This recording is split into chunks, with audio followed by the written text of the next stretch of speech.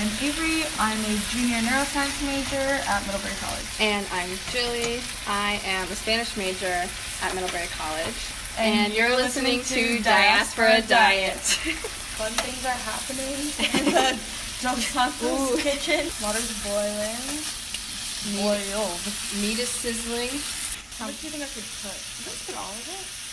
Or just as much as you feel That's comfortable. audio from last Wednesday, when Avery and I were cooking up some Korean Argentine empanadas for our history class. It was the culmination of our semester-long project on immigrant food culture in the United States. And it was the first time I tried gochujang. I'm glad I got to share part of my culture with you, and your chimichurri was great. It's really cool that we've discovered a common interest in food and that we've been able to study and experience its role as a cultural medium. And we'll touch on the inspiration for our cooking adventures at the end of the episode, but for now, let's talk diaspora. I'm Argentinian American from Columbia, Missouri. You're Korean American and from Los Angeles. And we had very different experiences growing up in regard to the food from our cultures, which is what ultimately led us to this podcast. That's right. It's been especially interesting to study because food plays such a large role in cultural identity. Exactly. That's what we're going to talk about today. Food is important, especially to diaspora communities who face obstacles in the hostland as they seek to interact with their cultural cuisines.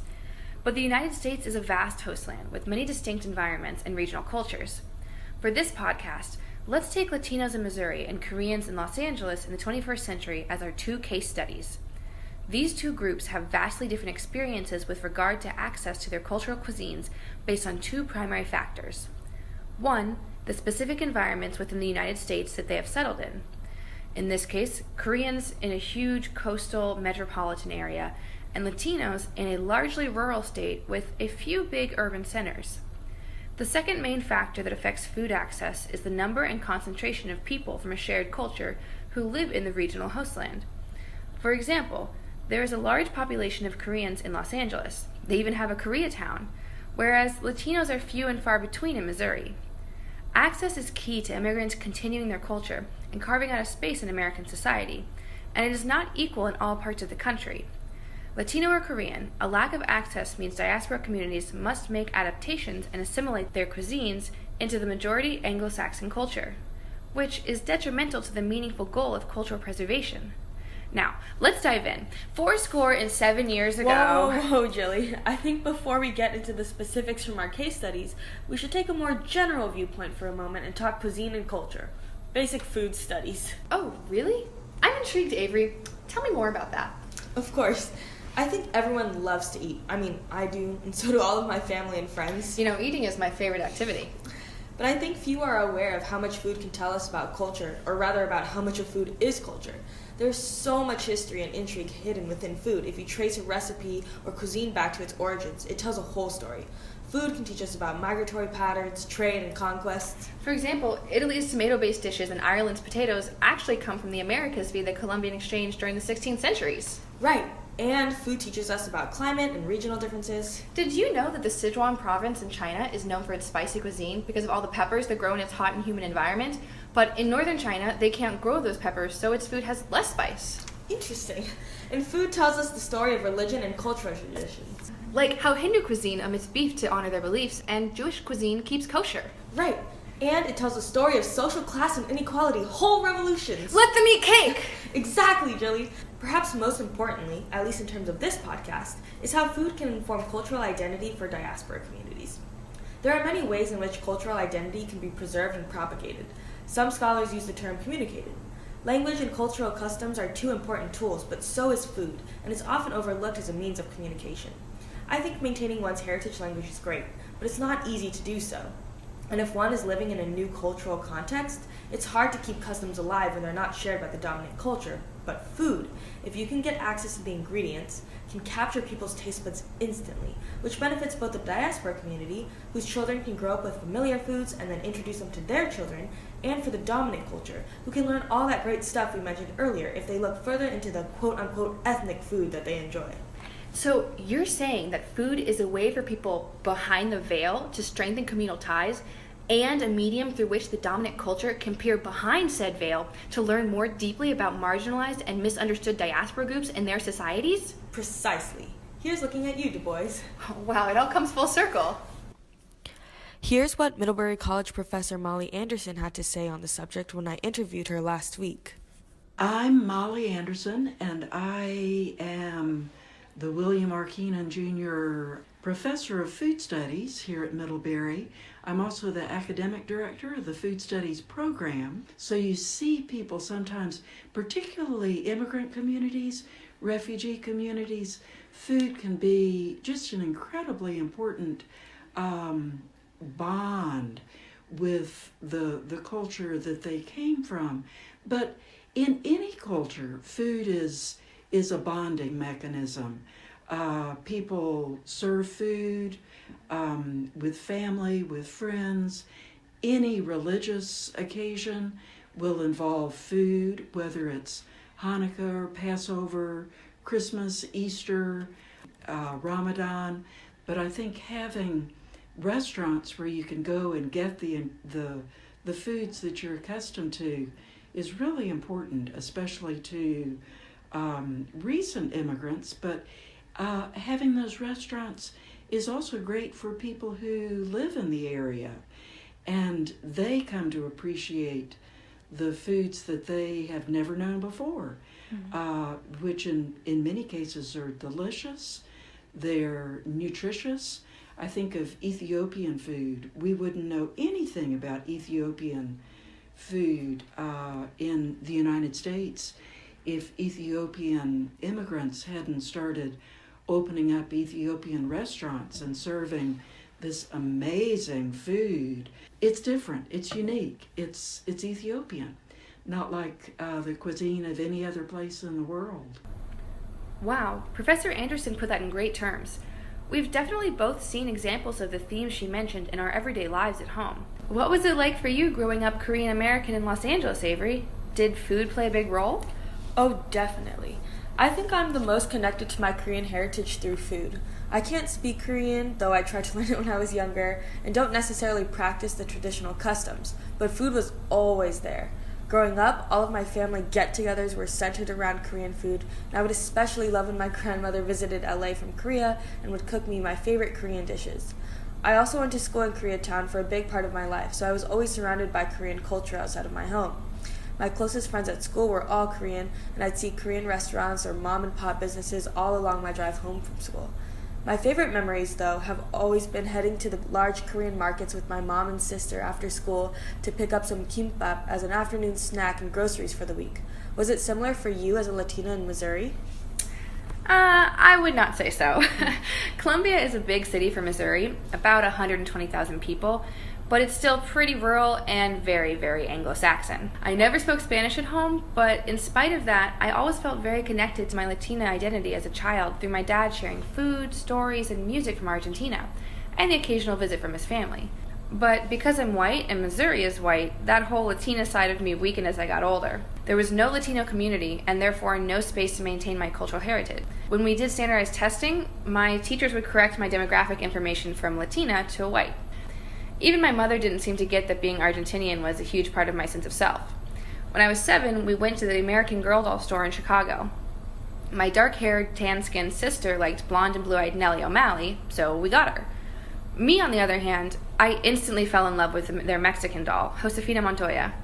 She had dark skin and black hair and a beautiful, colorful skirt. But my mother, vaguely Irish herself, refused to buy me Josefina because she thought we had nothing in common. In spite of my protests, she got me Samantha Parker, a brown-haired white girl from New England. But I refused to play with her, and 9 months later my dad got me Josefina for Christmas. That was a triumphant moment for me, but the overpowering dominant white culture took its toll, and by middle school, the only real connection I had to my cultural identity was through cooking food with my dad. Empanadas, tostadas with dulce de leche, tortilla de papas, milanesa. Food was really the only thing that legitimized my claim to Latinidad in the eyes of my Anglo-Saxon peers. And even in saying all that, I chose to use the accent that I grew up with because until studying abroad, I would never pronounce things correctly. It just wasn't part of my growing up. Damn, girl, that's deep. I'm interested in exploring how we get to those vastly different experiences, so let's talk history. To this day, the Korean diaspora in Los Angeles is probably the largest concentration of Koreans in the United States, with more than 300,000 Koreans living in the greater Los Angeles County, which has a total population of about 4 million. Though Korean immigration to the United States can be divided into 3 distinct waves, the growth in the population of Koreans in the U.S., and Los Angeles especially, was due to the third wave of Koreans, who arrived as a result of the 1965 Immigration and Naturalization Act, which removed quotas of immigrants allowed in the U.S. based on nationality. Many of these Korean immigrants arriving were young entrepreneurs looking to set up businesses in many urban centers, Los Angeles included.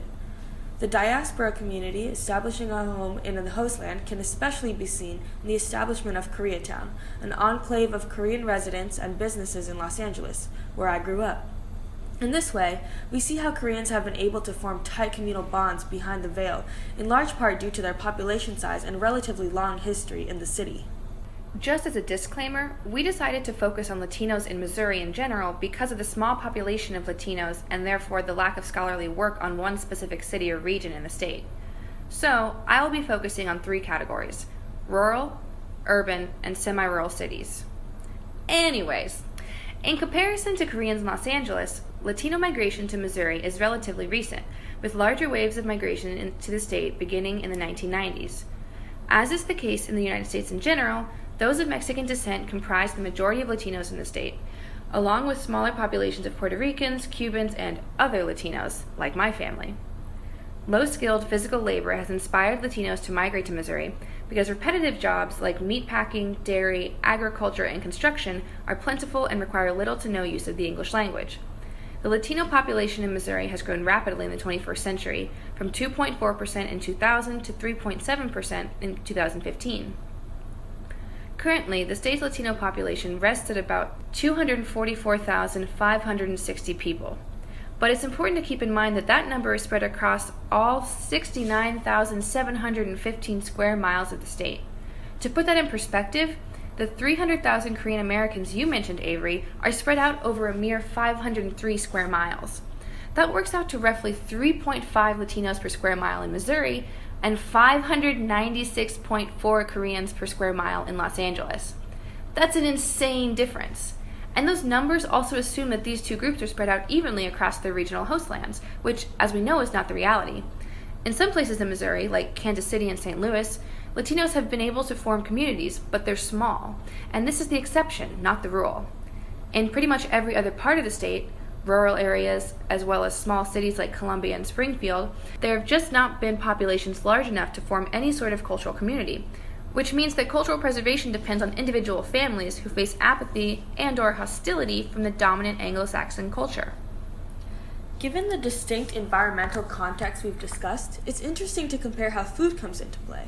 Historically speaking, there's always been a stigma against Asian food in the United States. Its foreignness in smell, ingredients, and taste was definitely an obstacle that the Korean diaspora had to overcome when they settled in LA.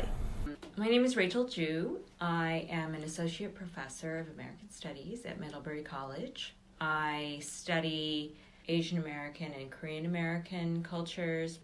And so most of the restaurants are catering to an American palate because in order to stay afloat, you have to serve a lot of meat, and the sweet kind of meat of like kalbi and bulgogi is appealing to a lot of Americans, and especially those who had served in the military in South Korea.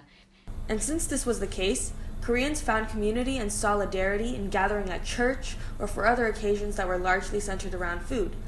But as the population of Koreans in the U.S. grew, they were less concerned with remaining behind the veil and catered more to themselves as a community, pushing for more authentic cuisine that was more representative of their identity. And then as the community gets larger, there are more restaurants that are just catering to other Korean Americans, other Korean immigrants, and they're not as focused on trying to get other groups, perhaps other ethnicities would come, other Asian ethnicities would come to these restaurants, but they're not as focused at catering to kind of mainstream. In Missouri, however, a different phenomenon has occurred, as Latin American-inspired food is everywhere. When I talk about Latin American food today, I'm going to refer to it as Mexican, but I want to be clear that 1, this food comes from various Latin American cuisines, but it is characterized as Mexican by the dominant Anglo-Saxon culture. 2, this cuisine is often manipulated to appear to be what they see as Mexican. And 3, very little of this food has any real resemblance to actual Mexican cuisine. Anyway, as has been the national trend in the past 20 years, Mexican cuisine has become extremely popular in Missouri. I can name 18 Mexican restaurants in my hometown off the top of my head, and that doesn't include all the Mexican-inspired dishes served on menus in white American restaurants. But this food is a far cry from what is actually served in Mexico and other parts of Latin America. Sharp cheddar cheese replaces mild queso blanco, ground beef with taco seasoning replaces steak, oxtail, or pulled pork, and shredded iceberg lettuce and cubed tomatoes are inexplicably added to the mix. Although, forget about the traditional soft corn tortilla. When it comes to assimilated Mexican cuisine in Missouri, you'll be lucky if they offer you a flour tortilla. Hard shell reigns supreme. Here's what one Mexican-American in Columbia, Missouri had to say. My name is Alex Carranza, and I was born in Cedros, Jalisco, Mexico. And for a quarter of my life I lived there, because I lived there till I was about 5. And then I moved to California. We were there for less than a few months. And then we moved to Missouri, and I've been in Missouri ever since. I remember growing up in middle school and high school, I was like, oh wow, the only Mexicans here are me and my siblings. Literally. Yeah, literally, that was about it. My sisters are still in high school, and they tell me there's more of a community, of a Latinx community. But it's still only they still say it's only maybe 15 people. Right. It's everyone. Yeah, you know everyone who is a part of that community. And then all of us are still so diverse because you're Argentinian, Sonia was Peruvian, and so was Mateo. Mm-hmm. They don't have everything, but they have some things. Mm-hmm. You can't get some of the fruit or spices that you can always get in Mexico. It's just very hard, and transporting them costs a lot of money. Mm-hmm. It's weird because there's certain things you can get and there's just certain things you can't. You have to modify a lot of things, and it's weird because we been to Texas and Chicago where they do get those kind of things, and it's just not the same in Missouri. Mm-hmm. So we can see how diaspora population size plays a key role in the continuity and change of immigrant food culture. Now let's look at access. Whenever I go home, it's always amazing to see the number of Korean businesses that line the streets of Koreatown. And I think this says a lot about how the Korean diaspora has found a fairly comfortable home within the U.S. The supermarkets and restaurants specifically are interesting to note because they offer a lot of insight into what access to and perceptions of Korean cuisine looks like in the U.S. today, especially in a place like LA. With the significant Korean population found in LA, there is, in response, a significant Korean food culture that not only works to ensure a sense of community, but also to share the Korean experience, if you will, with those who aren't Korean. With more Korean restaurants and a greater desire for Korean flavors, supermarkets dedicated primarily to selling Korean ingredients find notable success in LA, where such businesses have the platform to thrive. These grocery stores grant the access to various condiments and produce that allow Korean cuisine to be maintained not only by diaspora members, but also to be explored by people of other identities. Perhaps overlooked, but also relevant to the theme of access, is how physically accessible these establishments are. A fairly robust, though not entirely flawless, public transportation system in LA puts a Korean barbecue restaurant or kimchi just a bus or train right away. And once you find yourself in Koreatown, you can walk from a restaurant or market to a spa or to a cafe in just a few minutes. With all of this, Korean cuisine is allowed to become a prominent feature of LA's essence. And considering what you've said about the Latino community in Missouri, I think this isn't the case. Precisely. Access to ingredients not used by the dominant culture is very limited in Missouri. In rural areas, it simply doesn't exist. In semi-rural cities like Columbia and Springfield, there might be one general ethnic grocery store, but a Latin American-specific grocery store is rare. In St. Louis and Kansas City, there exists Latin American groceries, but it's still a struggle. This is what St. Louis resident and Venezuelan-American Alfredo Yan had to say when I spoke to him in November. There's no Venezuelan restaurant in St. Louis. Mm-hmm. I've looked. The closest, there's an Ecuadorian restaurant. Mm-hmm. There's a Peruvian restaurant, but there's nothing Venezuelan. There's even a Colombian, I think a food truck, mm-hmm. but it's close, but it's not the same. I don't know where to get sort of the raw cane sugar for papelón con limón, which is a Venezuelan drink.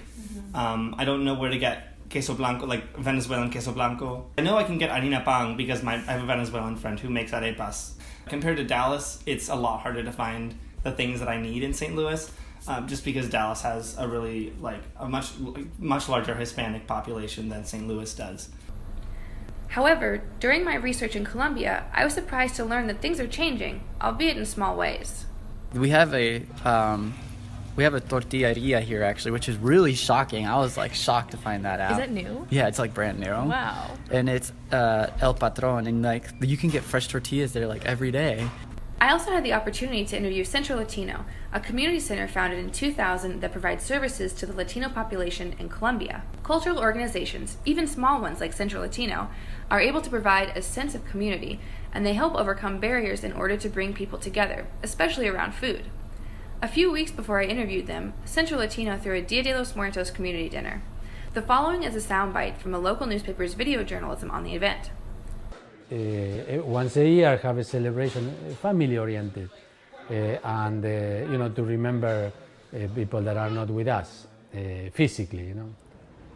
Yo llegué hoy al evento por la celebración del Día de los Muertos. Vine con mi esposo y con mi hija. I was so glad to see Latino food again.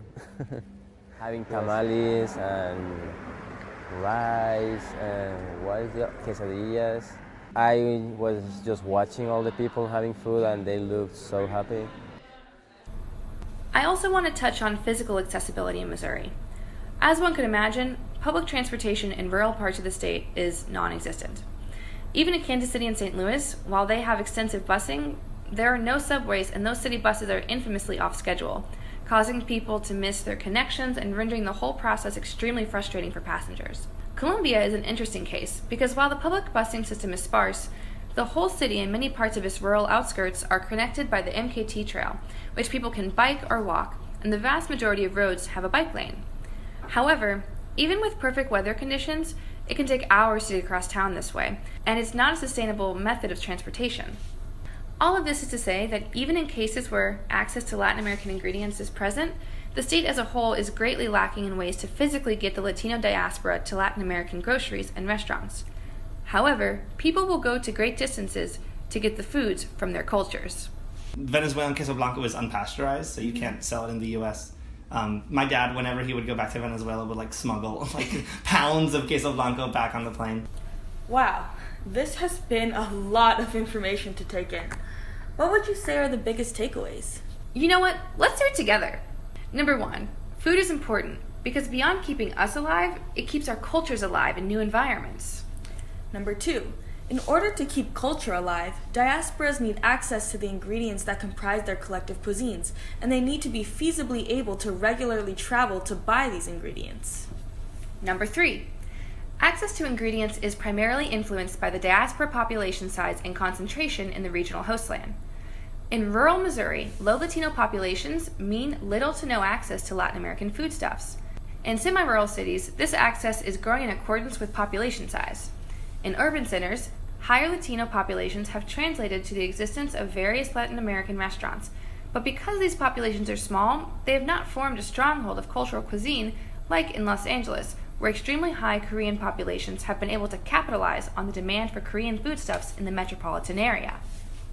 Number 4, the physical environment of the hostland affects whether or not a diaspora group is able to travel to access ingredients. In Los Angeles, Koreans are able to take advantage of public transportation and Koreatown walkability to get their ingredients. However, this ease of access doesn't reliably exist in most of Missouri for Latinos. In rural parts of the state, it's impossible due to the lack of public transportation and walkability.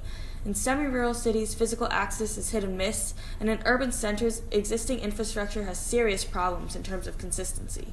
And when diaspora population is low, and either foodstuff access or physical access is impeded, diaspora groups must assimilate their food based on what is available and what is acceptable to the tastes of the dominant culture. This means that Missouri's flourishing Mexican restaurant industry is not an example of cultural preservation, but rather cultural appropriation. while the opposite is true in Los Angeles, as the strong Korean community caters to their own tastes and, in doing so, continues their culture. 6. It's also important to note that population size affects whether or not communities are able to form and carve out a place in the host land. Koreans in Los Angeles have been successful, and it will be interesting to see how rapidly increasing Latino populations in Missouri affect the collective power of Latinos in cultural organizations like Centro Latino. Wow, I feel like we've learned a lot talking today. The most interesting aspect for me was to go back home and see how the Latino community, my community, has changed in the last 4 years that I've been away, and how that has affected access to Latin American cuisine.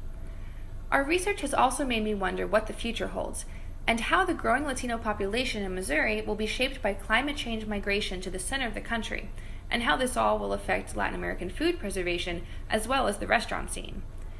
It's also made me painfully aware that my state's infrastructure and public transportation system is wholly insufficient, and that much more pressure will be put on our struggling system from both diaspora and dominant culture communities with this impending migration. Yeah. And going on from what we've discussed about Koreans in LA, it'd be interesting to explore the future of Korean food and its evolution as a cuisine in the United States that parallels changing diaspora dynamics in Los Angeles. It'd be neat to see how diaspora stories can become intertwined, especially through food.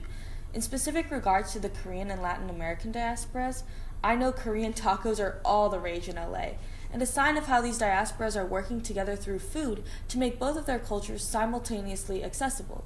And not only in terms of physical aspects like an easy-to-eat taco or traveling food trucks serving such foods for that matter, but also in terms of making the foods accessible to the majority palate.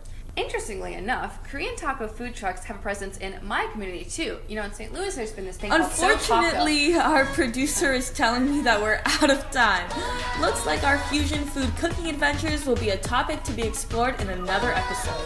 So thanks for listening to Diaspora Diet. Until next time! 시간이 멈췄으면 좋겠단 생각이 자꾸 드네요. Can you feel me burning up?